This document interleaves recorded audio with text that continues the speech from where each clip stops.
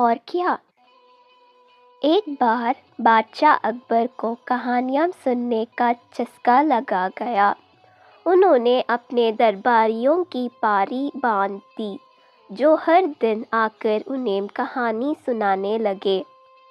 अकबर को जल्दी नींद नहीं आती थी, इसलिए वे देर रात तक लंबी कहानियाँ सुनना पसंद करते थे। किसी भी कहानी से उनका मन भी जल्दी नहीं भरता था। प्रारंभ में सभी दरबारियों ने उन्हें प्रभावित करने के उद्देश्य से खूब दिल खोलकर कहानियाँ सुनाई, लेकिन धीरे धीरे वे परेशान होने लगे। लेकिन बादशाह से कौन क्या कहता, डर के मारे सबकी ज़ुबान बंद थी।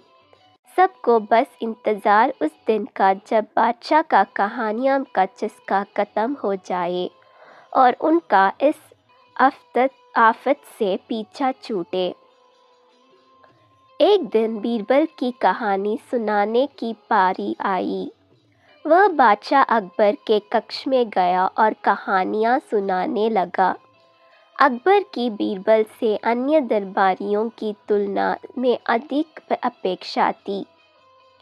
बीरबल ने अकबर को छोटी छोटी कई कहानियाँ सुनाई, लेकिन अकबर का मन नहीं भरा। उन्होंने बीरबल से कहा, बीरबल, तुम हमारे सभी दरबारियों से सबसे बुद्धिमान हो। तुम हमें कोई लंबी और सबसे हटकर ऐसा कहानियाँ सुनाओ जो हमने कभी ना सुनी हो। बादशाह का हुक्म बचाना बीरबल का कर्तव्य था। उसने जी हुजूर कहकर कहानी सुनाना शुरू किया। अकबर भी बड़े ध्यान से कहानी सुनने लगे। जब भी बीरबल कहानी समाप्त करने का प्रयास करता, अकबर कहता, और फिर बीरबल को उसमें कुछ और किस्से जोड़ने पड़ते। ऐसा कहते कहते रात हो गई। बीरबल को नींद आने लगी। वह घर जाकर सोना चाहता था, लेकिन अकबर की आंखों से नींद कोसों दूर थी। वे बड़े चाव से कहानी सुन रहे थे और बार बार और फिर कहकर कहानियाँ ख़त्म होने ही नहीं दे रहे थे।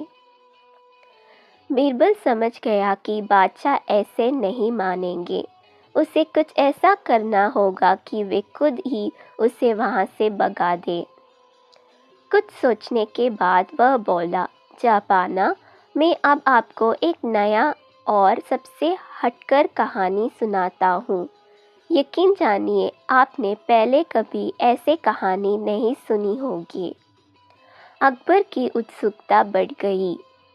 बीरबल कहानी सुनाने लगा।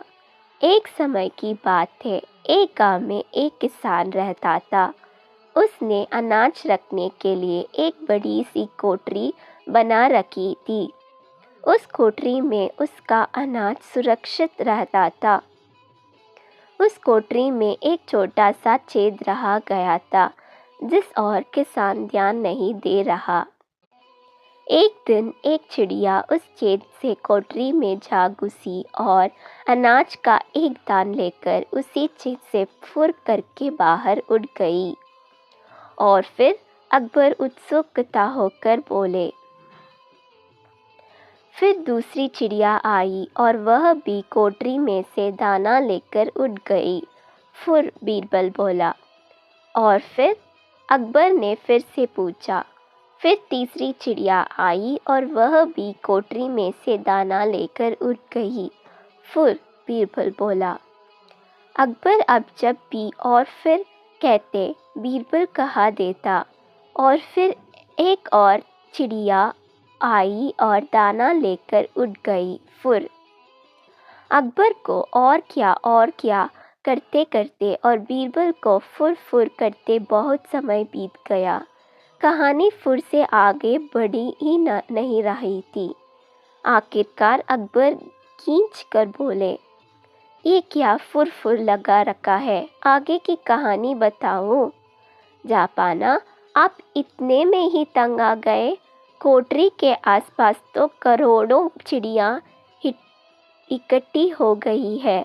वे सब एक एक करके कोठरी के अंदर जाएगी और दाना लेकर उठ जाएगी।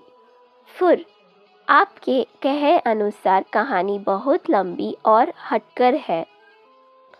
फुर फुर सुनकर अकबर पहले ही बहुत पर खींच चुके थे। बीरबल की यह बात सुनकर उनका गुस्सा बढ़ गया और वे चिल्लाकर बोले, ये क्या कहानी सुना रहे हो? नहीं सुननी ऐसी कहानी, चलो भागो यहाँ से, सोना है हमें। जैसा चाहपाना का आदेश कहकर बीरबल मंद मंद मुस्कुराते हुए वहाँ से चला गया। सीख, किसी भी तरह की समस्या हो, बुद्धिमानी से काम लेने पर उसका हल निकल ही आता है।